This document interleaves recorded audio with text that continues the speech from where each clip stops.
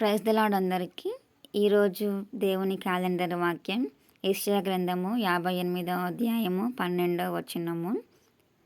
12వ వచనంలో దేవుడు మనతో మాట్లాడుతున్నది, త్రోవలు సిద్ధపరచు వాడవనయు నీకు పేరు పెట్టబడను.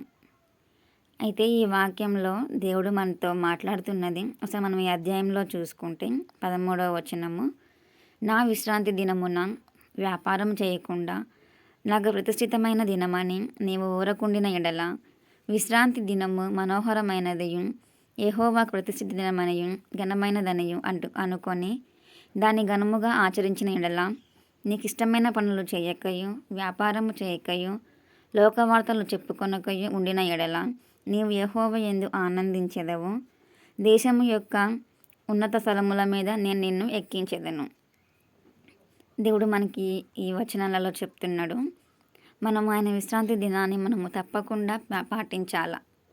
ఆయన మనకి 6 రోజులు మనకి దేవుడు మన ఫ్రీగా ఉండమని, మన పనులు మనం చేసుకోమని చెప్పి 7వ దినాన మనకి దేవుడు, మీరు వ్యాపారం చేయొద్దు, ఆ రోజు మీకు ఇష్టమైన పనులు చేయొద్దు, మీరు ఇంట్లో ఉండి నా మందిరానికి రాకుండా అక్కడ ఇక్కడ ఈ ముచ్చట్లు చెప్పుకుంటూ లోక ముచ్చట్లు చెప్పుకుంటూ ఉండొద్దు.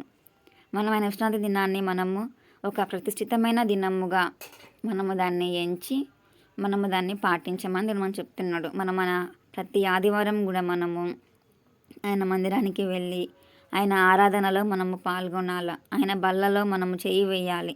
అప్పుడు దేవుడు మనకి నీవు యెహోవా యందు ఆనందించెదవు.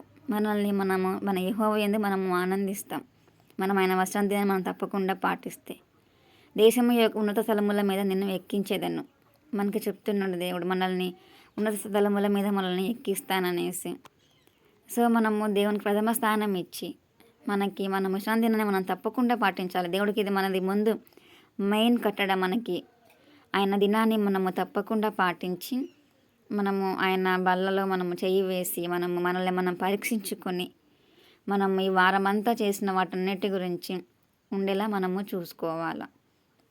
ఇంకా మన దేవుడు మనతో మాట్లాడుతున్నాడు ఈ అధ్యాయంలో ఉపవాసం గురించి మాట్లాడుతున్నాడు. 3వ వచనంలో, మేము ఉపవాసం ఉండగా నీవెందుకు చూడవు, మేము మా ప్రాణములను ఆయాసపరచుకొనగా నీవెందుకు లక్ష్య పెట్టవు అని అందురు.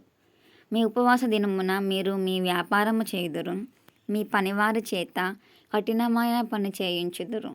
మీరు కలహపడుచు వివాదము చేయుచు అన్యాయముగా గుద్దులాడుచు ఉపవాసం ఉందురు. మీ కంఠధ్వని పరమున వినబడినట్లుగా మీరు ఇప్పుడు ఉపవాసం ఉండరు. అట్టి ఉపవాసం నాకు అనుకూలమా? మనుష్యుడు తన ప్రాణమును బాధపరచుకొనవలసిన దినము అట్టిదేనా?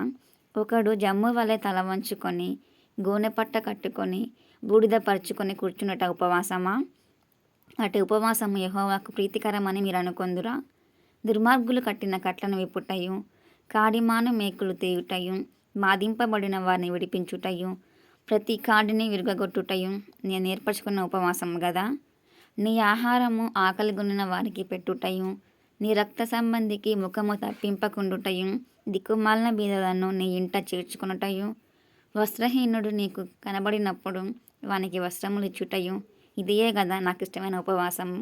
అలాగున నీవు చేసినడలా నీ వెలుగు వేకువ చుక్క వలె ఉదయించును, స్వస్థత నీకు శీఘ్రముగా లభించును, నీ నీతి నీ ముందర నడుచును.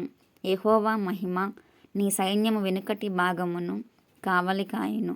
అప్పుడు నీవు పిలువగా యెహోవా ఉత్తరం ఇచ్చును, నీవు మొరపెట్టగా ఆయన నేనున్నానను. ఇతరులను బాధించుటయు, వ్రేలుపెట్టి చూపి తిరస్కరించుటయు, చెడ్డదాన్ని మాట్లాడుటయు నీవు మాని, ఆశించిన దానిని ఆకలిగొనిన వానికిచ్చి శ్రమపడిన వానిని తృప్తిపరచినలా చీకటిలో నుండి నీ వెలుగు ప్రకాశించును, అంధకారము నీకు మధ్యాహ్నము వలె నుండును. మనమందరము ఎలా ఉపవాసం ఉండాలో దేవుడు మనకి ఈ వాక్యంలో తెలియజేస్తూ వస్తున్నారు.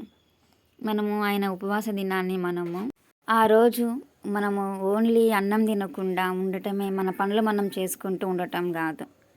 మనము ఆ రోజు పరిశుద్ధంగా ఉండాల.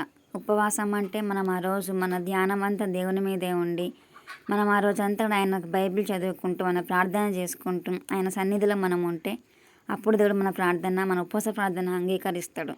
మనం ఎవరితోనూ గొడవలు పడకుండా మనం ఆ రోజు ఎవరిని అన్యాయంగా మనం మాట్లాడకుండా సహాయంలో ఉన్న వాళ్ళకి మనం సహాయం చేస్తూ ఉంటే అప్పుడు దేవుడు మన ప్రార్థన ఆలకిస్తాడు, మన ప్రార్థన వింటాడు.